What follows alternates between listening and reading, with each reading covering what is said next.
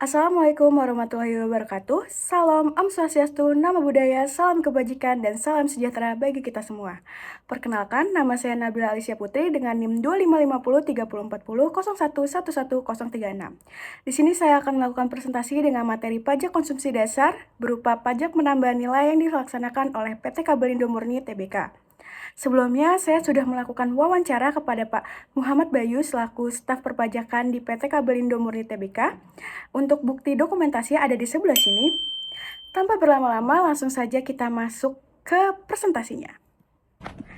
Pajak konsumsi adalah pajak yang dikenakan atas pembelanjaan dan penggunaan uang untuk membeli barang atau jasa, dengan karakteristik utama berupa pajak tidak langsung, bersifat objektif, dan tarifnya tunggal.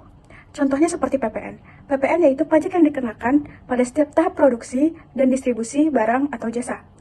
Oleh sebab itu, sekarang ini kita akan membahas mengenai pajak penambahan nilai pada perusahaan. Saat kita membuat konsep, kan sekarang DJP kan sudah meresmikan Cortex. Nah, kita lewat Cortex, kita membuat konsep, habis itu kita bayar by via transfer, masa bank, habis itu kita melaporkan lagi di Cortex lagi kembali gitu. Baik, di sini saya akan menjelaskan mengenai pajak konsumsi dari PT Kabelindo Murni Tbk berupa pajak penambahan nilai. Sebelumnya, kita harus mengetahui profil singkat dari PT Kabelindo Murni Tbk. Jadi, PT Kabelindo Murni Tbk adalah salah satu produsen kabel terkemuka di Indonesia. Perusahaan ini memproduksi berbagai jenis kabel listrik dan telekomunikasi berkelasan tinggi untuk kebutuhan domestik maupun internasional. Jadi tanggal pendirian dari PT Kabelindo Murni Tbk ini pada 11 Oktober 1972 dengan sektor barang baku atau material dan komponen elektronik dan nomor telepon 021460965 dan berpusat atau bertempat di Jalan Pulau Gadung nomor 7 kawasan industri Pulau Gadung, Jakarta Timur. Selanjutnya masuk ke jenis pajak dan penanggung jawab beban.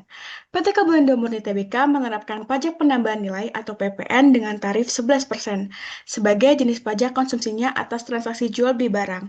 Secara substansi, beban pajak ini sepenuhnya ditanggung oleh konsumen akhir sebagai pembeli.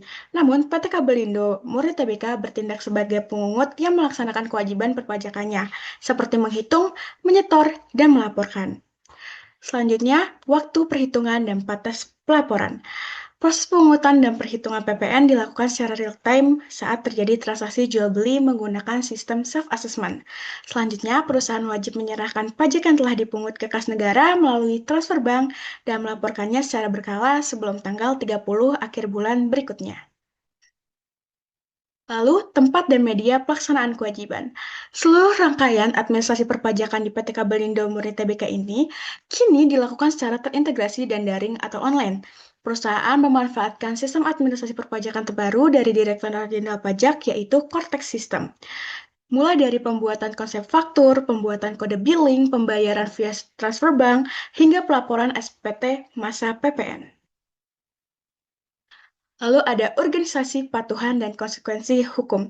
Pemenuhan kewajiban PPN ini bersifat wajib dan mengikat demi mematuhi regulasi hukum yang berlaku serta mendukung penerimaan negara. Jika kewajiban ini tidak dipenuhi atau terlambat dilaksanakan, maka perusahaan akan menghadapi konsekuensi hukum dan sanksi administrasi, berupa denda hingga bunga perjalanan sesuai dengan ketentuan undang-undang perpajakan yang berlaku. Baik, selanjutnya kita akan menganalisis perbandingan dengan peraturan perpajakan, yaitu kesesuaian praktik lapangan di PT Kabelindo Murni Tbk dengan Undang-Undang Harmonisasi Peraturan Perpajakan UU HPP serta Ketentuan Umum PPN. Oke.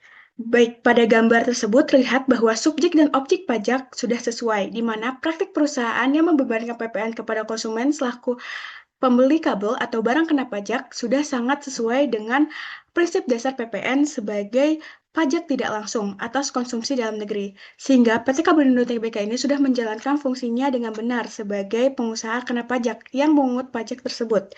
Lalu dilihat dari sistem pemungutan menggunakan self-assessment, terlihat bahwa sudah sesuai, di mana penggunaan sistem self-assessment di mana perusahaan menghitung, mengungut, dan melaporkan sendiri pajaknya sudah sesuai dengan pilar pemungutan pajak modern di Indonesia. Selanjutnya ada sistem administrasi modern yang terlihat sudah sesuai, di mana penggunaan platform Cortex untuk membuat konsep, kode billing, hingga pelaporan akhir menunjukkan bahwa PT Kabelindo Murni Tbk mengadopsi sistem integrasi terbaru dari DJP, sehingga praktiknya dinilai adaptif dan sesuai dengan pembaruan regulasi.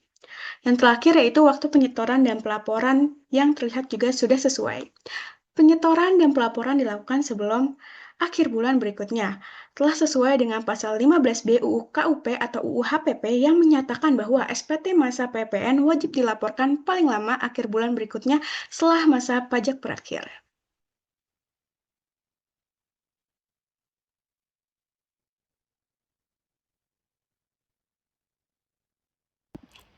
Baik, sekian presentasi dari saya. Kurang lebihnya mohon maaf. Wassalamualaikum warahmatullahi wabarakatuh.